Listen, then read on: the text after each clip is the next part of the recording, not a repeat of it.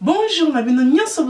Stéphanie Larose, na La Rose Show. Bienvenue encore dans La Rose Show. Lelo na awa kolekisa bino ndenge nini ngai na longolaka maquillage nanga avant la kende kolala. Comme toyebi ke kolala na maquillage eza vraiment bien te. Donc ce que nous kende kolala ato utifi tuza oza kolemba na koyebisa o longolaka maquillage na yo sokole longi na yo lala poso na yo ezala kufungwama. Koluka te ke kaka ndenge uti libanda bia kaka ndenge utaki feti na yo bimaki oye olala na maquillage na yo ezala ka bien te. Yango nga lelo La Rose na ye awa kolakisa bino ndenge nini ngai moko na salaka soki na bimi soki na lataki maquillage na ngai na pokwa avant na kende kolala ndenge nini na longolaka maquillage na ngai. Merci beaucoup wana tolanda.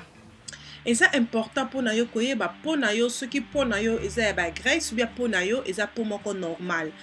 Bozo mona ke naza ya kolimba na ina ke na mbetu eloko liboso na salaka eza kolongola maquillage na nga. Soki na lataki ba fossile na kolongola ngo na huile d'olive bozo mona nde nazo pakola huile d'olive na nga likolo ya ba fossile na nga po elembisaka ba col na biso ya fossile ekobenda yo col na ba fossile nyonso po ba sino naturel ekotikala bien ekokata na te.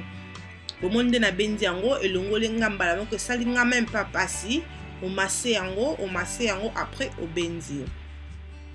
Tant on a silisi wana na kozwa kaka huile d'olive na nga na pakoli yango encore na elongi mobimba. Après wana nde na kosalela big quick wipes na nga o na kosalela yango wana yango nde onga na salelaka na kozwa yango mpona kolongola maquillage faux de teint nga nyonso na elongi yango nde na salelaka bino moko bozomona botala salite o ebimi tant kosalela.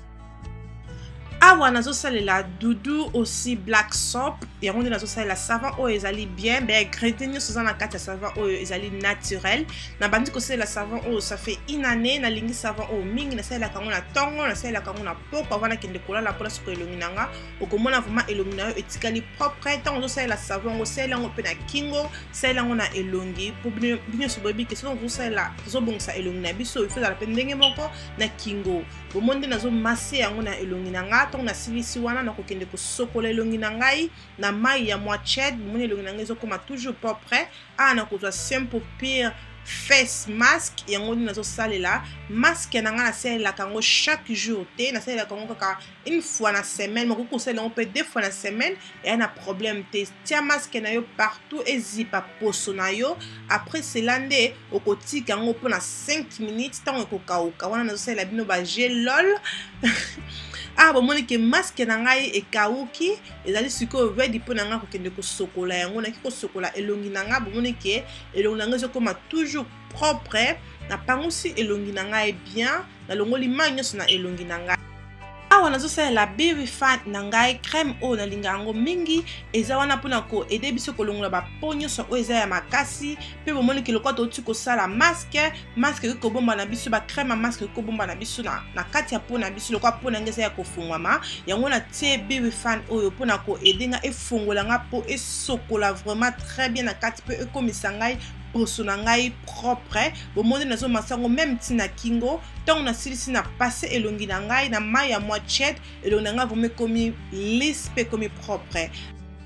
Bomoni nga ke nazo salela pure mineral water na ngai pona kozala sûr ke ba salite nyonso elongi nga na po na ngai na kozwa yango nazo pangusa ngo na elongi na ngai na coton na ngai ya elongi nazo pangusa ngo même na kingo tina matoi total ceux qui salite ezali toujours na nzoto bomoni ke salite ezate elongi vraiment etikali ba po na nga nyonso misato eza ya kofungwa bomoni ke nazo salela Carmex tanga ya munoko pona kotika munoko na nga ezala douce ezala pe lisse pona esaka bino le fifo toujours kolala na Carmex no na munoko pona tobi toza na hiver munoko na yo ebeba te. Nazo salela simple pure light moisturizer face na ngai crème oyo eza bien mingi pozo tika po na yo ezala douce pe ezotika po na yo ezala lisse yango vraiment ke salelaka biloko oyo na lakisi yo soki omoni ke eloko moko comprendre bien te place nasombaki biloko na ngai nyonso eza na Superdrug na Londres soki ovandaka na Londres avant comme nalobi ke avant kosomba biloko il faut koyeba type ya poso na yo soki poso na yo ezalaka ya mafuta ou bien ezalaka ya normal. Merci beaucoup na kotala nga. Bonne nuit à tous.